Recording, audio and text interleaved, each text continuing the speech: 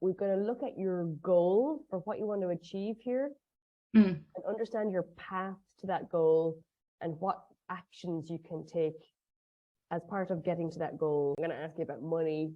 I'm going to ask you about numbers of people. I'm going to ask you about what you'd like to achieve with it. So if you were to kind of set a somewhat realistic but ambitious goal. The people pay per month is I think about $14.99. I would love enough to have per month $1,499. If I can have this, it would be good. 100 people. Do you have anything near 100 people now? No. What current audience do you have? Do you have a mailing list, social media? Do you run a community? Do you like people that you could reach out to or who know you for what you do? So I have a Facebook group, 6,000 people. Mm-hmm. I have a mailing list of 300 people, and I have a YouTube channel, 1,000 people. Oh, that's great. So you've got a combined audience of about 7,300 people. 7,300. The kind of industry standard conversion rate from your audience to your group or membership program is about 1%. Yeah. So out of 7,300 people from mailing list, YouTube, and Facebook group, did I say Facebook group twice? YouTube, mailing list, and Facebook group, adds up to 7,300. 1% of that is 73. So you're almost at your 100 people. You're doing pretty well audience-wise in terms of the ratio and what you'd like to earn. Yeah. It's that. What is the current path? So this is something in marketing, in business, in user experience kind of stuff. What's their experience? Discovery to conversion. So how do they find out about you? How do they say, hey, I like this person, I'm going to maybe sign up for her stuff? And then how do they actually go, okay, I'm going to pay for this? Okay. So what's the journey there? How do they find out about you, first of all? I think mostly by just research, like YouTube, for example. Maybe they research the right words. This is what I've been seeing on my YouTube search. Mm-hmm. Facebook is the same, because my Facebook group name is Secret of Yoga at Home with Blanche. Mm-hmm. That's the name of it. So people just research, I guess, yoga at home, because when you do live, you can do it from home. So I think mostly it's like this. And then how do they know my product, like that I'm selling my membership? Yeah, so how do they find out about it? So your answer there is organic search. So if they're finding you on YouTube, or if they're searching in for groups in that, it's organic. It's organic, because I don't pay any ad or anything yet. Organic search.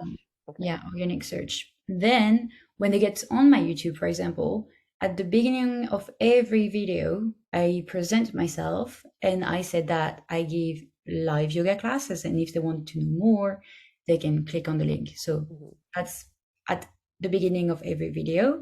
And for my Facebook group, I just post stuff, and at the end of the post, I would say, don't forget that you can get my replays. Here's a link to check the website, and that's it. They find out about you through organic search. Yes. They engage with your content because you're posting in your group and you're posting videos. Yeah. And then I think the next step after this, which might be the weak link here, is that conversion thing. It's like they're engaging with your free stuff, but they're not making that step over to buy your membership. So what's your sales process like? How are you selling, like specifically the membership? You mean like what can I do to? What are you doing? What am I doing? Maybe I would like. It's really, really great, but I would just like privately message people who like reacting to my post, being like, yeah, how is your yoga practice going? Can I help you in any way? And then when they tell me, I see if the replays would be good for them or not, my membership would be good or not. So maybe sometimes I say that. But I realized that one thing which worked in the past, once or twice, was giving a live class for free. which is a lot to give an hour live for free. But it's hard to sell yoga stuff because it's not just a product. It's people who have to be in front of the screen with the yoga gear and get ready. So it's, you have to think about this. Like it's really motivation event. a Yeah. lot. So I was doing this for free, and then they discover me more because I'm so like my personality when I do yoga, and then they see if they like it. And I find out that when they did this and they saw me for an entire class, then they feel closer to me. And then sometime after this class, I would make some sales. Like they would go back to because they would love the yoga class, they love the experience. And then that's the best thing who works, but that's too much work for me. Like right now it's too hard. I'm traveling and stuff. It's too hard to set up a time live class. And then, and last time I had too many people. So it's on Zoom, but it's, when you have like 40 people, it's not the same. Yeah. And Okay. So it sounds like people are finding out about you. Awesome. Your audience is growing. They're engaging with your content. So attraction, engagement, and then conversion. It's the conversion that's the weak link, because I think with yoga, especially, there's a lot of yoga teachers out there who went online because of COVID and everything. How are you different to the other? Well, I guess that you're speaking French as well. That's already immediately most of the world, like not in competition with you. What else sets you apart from other French yoga teachers? Yeah, that's a good question that I answer a lot. So first of all, when I teach in English, you have my French accent. That's for the English part. But for the French part, I think they like the fact that, first of all, I got my diploma in England. So I don't really have the same way of teaching as other French teachers. Okay. They said I give a lot of details, more than other. I love to even say where you have to put your little finger on the mat, like I like to be super precise. I like I'm more scientific than spiritual. So it depends on what you want in yoga. So I know people, chakra and all of this, talking in Sanskrit is not interesting for them. So I'm more into what is good what's happening in your body, like as actual organs, all of this. So it depends. If people like this, then they would like. Okay, that's a very specific. That's a really good like differentiating factor. Can I go to your site and share it on the screen here? Is there like a main website? I mean, all of the membership is the first one. So replays, direct like live classes, and then here's just explaining what are the replays. Yeah. Okay. It's like screenshot of how it looks like. Yep. So the audit structure here is to kind of look at this kind of marketing experience that people can find out about you, engage with your content, and then convert to be a client. It's like very, very basic outline. But I'm seeing right away that it's that last step that's the problem, because your visibility is fine, your content is strong, people like it, your Facebook group is growing. But it's this last conversion that the problem is, because you've only got like 3 members, and that could mean many, many, many, many different things. We don't have much data. I love a bit of data, because it's like it takes us away from what we assume to be true and then base it on fact. So the weakness here is that you're not converting as many people as possible. For the memberships, do you do a kind of a structured promotion? Do you run campaigns? Do you kind of have okay, I'm going to promote this week and the other thing next week? None of that? I did that before, but I stopped doing it. Oh no, at a point I was offering, I don't even remember where it worked. I was offering a 1-hour class because, I told you doing it live is too much when you're traveling like me. So what I did is I put 1 live class for free on YouTube. And if they sign up for this, they would receive the link to do the entire class for free to try it. And then, but people would do it. I saw on YouTube that they did the class, but then they didn't go to get the membership. Yeah, they didn't do it. Well, that's very common. People will take, like, again, if you're looking at 1 or 2% conversion rate, you need to have a lot of volume there to convert anybody. So out of 100 people, you get one person. So you'll need to have 1,000 people. So in terms of like campaigns to specifically get people into this membership, it's a wee bit random. Is it like it's a little bit here, a little bit there? Yeah. There's nothing very specific and targeted. Never, yeah, because I don't know how to do it. I mean, I was like, yeah, maybe I do Facebook ad and Instagram ad and stuff, but I don't know how to create the content really. No, I definitely wouldn't go down an ads route because you need to be spending a ton of money to kind of, for that kind of numbers. Like I encourage people to only go the paid ads route when they're kind of hitting a certain monthly consistent income. Otherwise, you can just really drain your bank account on that kind of thing. So the goal is to have about 100 people in a membership. The path is fairly strong until the point it comes that they have to buy something. There's no particularly campaigns targeted to kind of go, these people to the membership, please. So if there's no particular campaign, you can't really optimize those campaigns. We don't really have any data there either, because Linktree is kind of light on the stuff unless you're paying for it. And then we can't really track the conversions and sales because there are too few. So let's look for some opportunities there. So the attraction and visibility is decent. Tell me a bit about the numbers there. I mean, how much does your Facebook group grow per month? How many subscribers do you get per month on YouTube? How many mailing list subscribers do you get per month? You're looking like, oh, I'm in trouble now. I haven't done my math homework. Well, I know on Facebook I have 6,000, I think, and I know on YouTube I have 1,000. I just know the number right now. Okay, that's all right. It's already, they're nice numbers. It's not, you're not starting from zero here. You do have an audience. So your attraction visibility, I would encourage you, just as a kind of a first thing to do, is to kind of find out where you can just look and track the numbers on those things.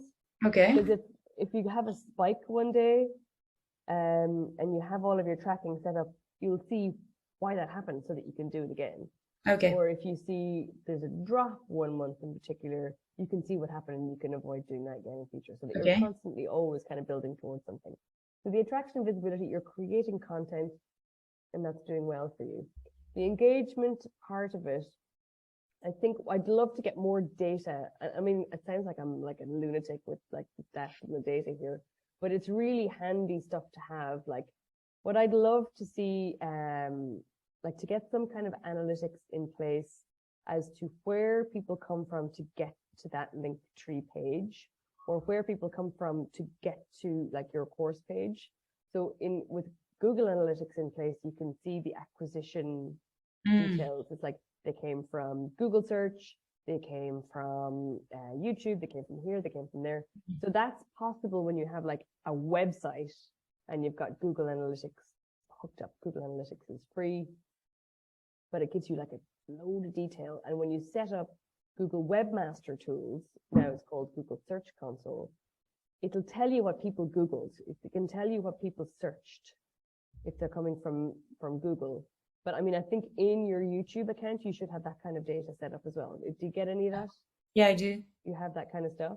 Yeah. So that means that can kind of inform what content you create and what you name your content as you're creating it. Oh, yeah.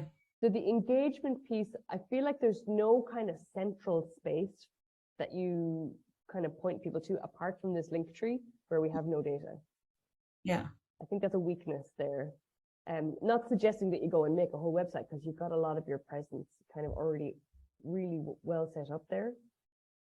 But I'd just love for you to kind of get some more data there, so that you can create more content that creates greater engagement. The other thing that I would love for you to go and look at is like actually running very intentional campaigns there. Okay. So if you're looking at getting the membership plate spinning, getting that having reoccurring, consistent revenue, it's to kind of run campaigns. Now, I'm not talking about paid ads, but it could be any number of things. When I work with my clients, we look at creating campaigns that they love to create, that are feasible for them to do, and that actually bring in those results. So a campaign could be a collaboration with somebody who already has a big community. A campaign could be like an in-person public speaking thing. And a campaign could be that you do, like, as you said, like your live things so that people actually have to show up and they feel connected to you and they feel like you're the person that they want to subscribe to rather than anybody else. Like, I could go on, but like a campaign could be so many things, but it does have to be feasible and repeatable and suit your energy and suit your availability. So what you said is that, like, in the past, doing these lives were really effective, but they take too much time. Yeah. Let's look at that as a campaign to optimize. If you're looking to create more conversions, like creating a campaign. So a campaign is like a collection of actions that you plan in advance, that you can look at, you know, conversion numbers there. So you should aim to have like 100 people attending lives in 1 month, so that like 2-3 people convert each month, and they stay, so it builds over time. Yeah. So in order to have 100 people per month, what would you like? I mean, I know you said that having even 30 to 40 people on the call, it was just too much. It might mean that you're doing multiple lives, but you're doing shorter lives. Oh yeah, good idea. Okay. Yeah, like doing a 20 minutes falling asleep or waking up yoga. Yeah. Or even I thought like meditation was pretty good online too. Yeah, that's so like I love that. Like there's an aspect of, you know, the Headspace app. It's like that meditation app. And they have like this live aspect. Yeah. Where you can join, and there's a certain energy. That's amazing. Yeah. I love many people doing it together at the same time with kind of a sense of connection there. So could it be like an example of a campaign could be that it's like a meditation challenge, because people struggle to find time to stay accountable, or like a 5-minute stretch challenge. So every day for a week, you're meeting live for 5 minutes. And it's almost like the fact that you're traveling and moving around a lot, it could be like a point of connection for them, because maybe they're traveling and moving around a lot, and maybe they're between a friend's house and college, or their job, or they're doing something. So you can say, even though you're traveling and busy, you can take 10 minutes to do this stretch routine. Here, we'll do it together next week. And then at the end of that week, they go like, oh, Blanche, I love her style. I feel connected to her community. And they're much more likely to convert. Yeah. So that's not to say that you need to do that every week, but it's a great idea, and I would love to do it. I don't know why to do it. I don't stretch or meditate enough. That's my problem. I always go to like the biggest, hardest thing to do, like an hour live. But I never thought about an hour's a lot to commit to on the other side as well, like as a person who would attend those things. But like these, like a challenge is a certain type of campaign type. Amazing idea. So you can get people on this challenge by talking about it online, by reaching out to other people who speak to those kinds of communities of people, like your ideal clients. And they don't have to be other yoga teachers. They could be like life coaches or flexibility coaches or Pilates or whatever. And you can collaborate on that so that you get like people trusting you, because a community leader that they know and trust is kind of recommending you. So that's just like a one example that is repeatable, it's feasible, and you find your own angle in it. So it's like, I'm traveling at the moment, and when I travel, I tend to get a stiff neck, and I know a lot of people tell me about this, so I've decided to do this challenge. So for people who are running around a lot, it's a busy period, blah, blah, blah, blah, blah, blah, blah. And at the end of the week, you're saying, if you really like that, I have something that might be really useful in your own time, in your own space. You have this resource, it's me, and blah, blah, blah, blah, blah. And you can pitch to it in that way. So that's an example of a campaign that you can use. It doesn't have to be that. But to actually, I'd love to see, like if we were to speak again, I'd love to see that you have specifically and intentionally created a set of actions Yeah. feels good to you, and you Mhm. know feels good on the other side as well. Yeah. And that's a great way to start looking at conversions.